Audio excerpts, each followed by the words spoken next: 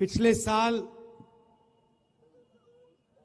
कन्याकुमारी से कश्मीर तक हम भारत जोड़ो यात्रा पे चले।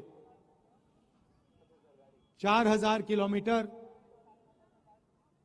समुद्र से हिमालय तक ये यात्रा चली और बहुत सारे लोगों ने रास्ते पर हमें पूछा, इस यात्रा का लक्ष्य क्या है और इस यात्रा को आप पैदल क्यों कर रहे हो। तो हमने समझाया कि देश में आरएसएस की विचारधारा, बीजेपी की विचारधारा ने हिंसा और नफरत फैला रखी है। भाई भाई से लड़ रहा है, एक धर्म का व्यक्ति दूसरे धर्म के व्यक्ति से लड़ रहा है, भाषाओं के बीच में लड़ाई हो रही है, एक जात दूसरी जात से लड़ रही है। और हम चाहते थे जो ये मोहब्बत का देश है, इसमें फिर से जैसे मैंने कहा, नफरत के बाजार में मोहब्बत की दुकान खुलनी चाहिए।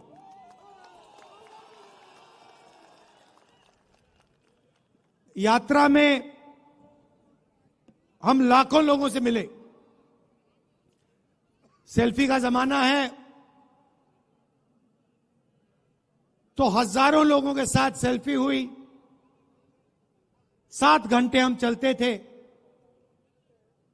किसानों से, मजदूरों से, स्टूडेंट से, माताओं बहनों से बातचीत होती थी। उनके दिल में जो दर्द था, जो कठिनाइयां थी, वो हमें बताते थे। और शाम को 15 मिनट 20 मिनट के लिए हम अपनी बात रखते थे। और हिंदुस्तान की राजनीति पर यात्रा का बहुत बड़ा असर पड़ा। एक विचारधारा जो बीजेपी देश के सामने रोज रखती है, नफरत, हिंसा, उसके खिलाफ एक और नया विजन, एक नई विचारधारा खड़ी हुई, मोहब्बत की। आप जानते हो, नफरत को नफरत नहीं काट सकती। जितनी भी कोशिश कर लो, नफरत को नफरत नहीं काट सकता है। नफरत को सिर्फ मोहब्बत और प्यार काट सकते हैं। तो जिस तरफ वो नफरत की बात करते हैं, देश को बांटने की बात करते हैं, दूसरे तरफ हम मोहब्बत, इज्जत, भाईचारे की बात करते हैं। जब हमने यात्रा खत्म की तो काफी लोग हमारे पास आए, कहते हैं, राहुल जी, आपने कन्याकुमारी से कश्मीर तक यात्रा कर दी, मगर देश का जो राजनीतिक सेंटर है, सोशल जस्टिस का जो सेंटर है, जहां से सामाजिक न्याय की लड़ाई शुरू होती है, वहां से तो आपकी यात्रा गई नहीं। बिहार से आपकी यात्रा गई नहीं, असम से आपकी यात्रा गई नहीं। तो बहुत लोगों ने हमें कहा कि एक यात्रा नॉर्थ ईस्ट से लेकर महाराष्ट्र तक होनी चाहिए। और हमने बात मान ली, इसीलिए आज हम आपके सामने खड़े हैं। बिहार में से अब ये यात्रा भारत जोड़ो न्याय यात्रा निकलने जा रही है। शुरुआत मणिपुर में की, वहां अपने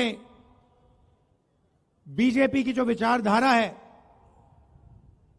उसको अपनी आंखों से देखा। मणिपुर को 2 भागों में बांट दिया है, भाई को भाई से लड़ा दिया है और पूरा प्रदेश 6-7 महीने से जलता जा रहा है।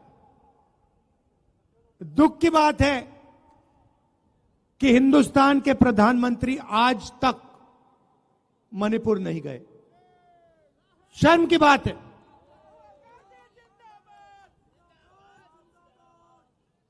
आज तक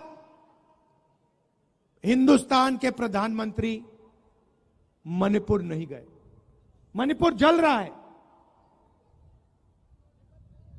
लोग मारे जा रहे हैं, घर जलाए जा रहे हैं,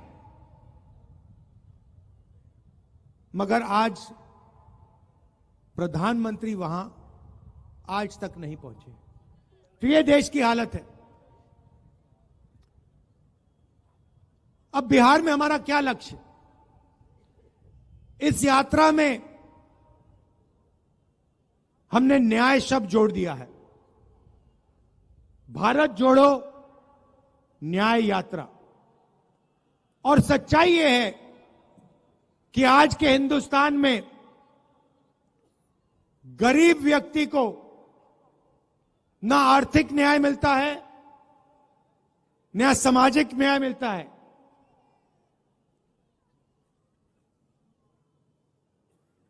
तो इसलिए हमने न्याय की बात जोड़ी है। मोदी जी की सरकार में 2-3 अरबपतियों को हिंदुस्तान का पूरा धन पकड़ा दिया जाता है, चाहे वो एयरपोर्ट हो, पोर्ट्स हो, इंफ्रास्ट्रक्चर हो, अस्पताल हो, यूनिवर्सिटी हो, सारा का सारा 2-3 बड़े उद्योगपतियों को पकड़ा जाता है। मगर जो हाथ से काम करता है, मजदूरी करता है, जो किसान खेती करता है, उसकी सरकार मदद नहीं करती है। उसके लिए बैंक के दरवाजे बंद हैं और उसके लिए नोटबंदी और जीएसटी है। अरबपतियों के लिए बैंक के दरवाजे खुले, प्रधानमंत्री का अफसर खुला, का ऑफिस खुला, सरकार के सारे दरवाजे उनके लिए खुले। तो यह बात हम आपके सामने रखना चाहते हैं। बिना सामाजिक न्याय और आर्थिक न्याय के यह देश प्रगति कर ही नहीं सकता है। ये खोखले शब्द हैं। ये जो विकास की बात करते रहते हैं, सामाजिक न्याय के बिना, आर्थिक न्याय के बिना यह काम किया ही नहीं जा सकता है। अंत में मैं आपको एक उदाहरण देना चाहता हूं। पूरा देश जानता है कि देश में सबसे बड़ी आबादी ओबीसी वर्ग की होती है। तकरीबन 50% ओबीसी वर्ग की आबादी है। 15% दलित हैं, 12% आदिवासी हैं, तकरीबन 15% माइनॉरिटी हैं। यह सच्चाई है देश की।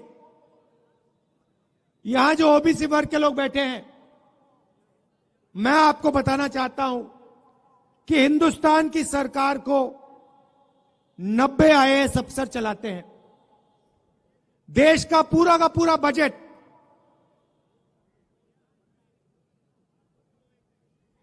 हर रुपया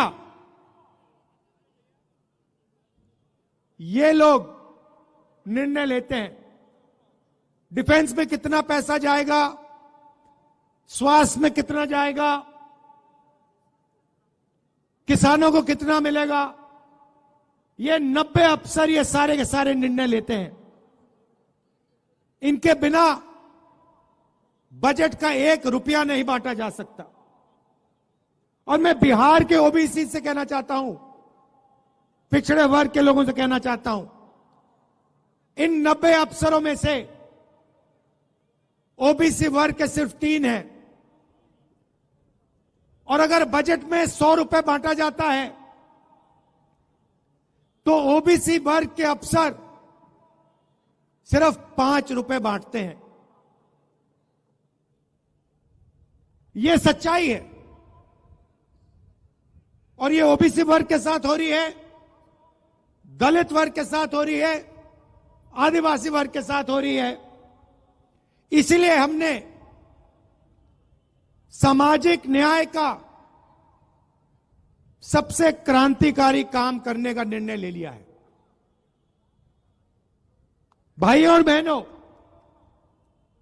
इस देश को पता लग जाना चाहिए कि इस देश में ओबीसी कितने हैं, दलित कितने हैं, आदिवासी कितने हैं, जनरल कितने हैं। उस काम को करने के लिए जाति जनगणना की जरूरत है। जाति जनगणना एक क्रांतिकारी कदम है।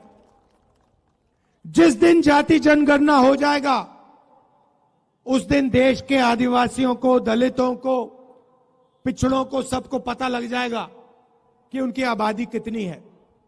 और फिर उससे पता लग जाएगा कि उनका हक कितना बनता है। जब तक सामाजिक न्याय के सवाल को हेड ऑन नहीं लिया जाएगा तब तक यह देश आगे नहीं बढ़ सकता है। तो यात्रा में 2-3 तरीके के न्याय की हम बात कर रहे हैं। सामाजिक न्याय और आर्थिक न्याय, इनके बिना देश प्रगति नहीं कर सकता है। और यह बात हम बिहार की जनता को बताने आए हैं।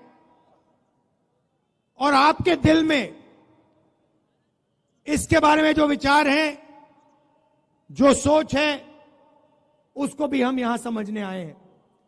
आपने इतने प्यार से मेरा स्वागत किया, हजारों लोग आए, आपने अपनी पूरी शक्ति,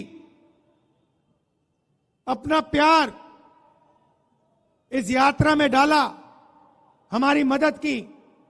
इसके लिए मैं पूरे बिहार को दिल से धन्यवाद करता हूं। आप एक बात मत भूलिए, जब भी देश में सामाजिक न्याय की बात हुई है, बिहार ने लीड ली है, आपने लीड ली है। और यह आपकी जिम्मेदारी है, क्योंकि देश आपकी ओर देखता है। जब सामाजिक न्याय की बात होती है, पूरा देश बिहार की ओर देखता है। तो यह आपकी जिम्मेदारी है और यह आपको पूरी करनी पड़ेगी। मैं बिहार के हर नागरिक से कह रहा हूं, देश में प्रगति होनी है तो आर्थिक और सामाजिक न्याय की जरूरत है। और सामाजिक न्याय को आपसे बेहतर कोई नहीं समझता है देश में। यह मैं आपको याद दिलाना चाहता हूं। आप सब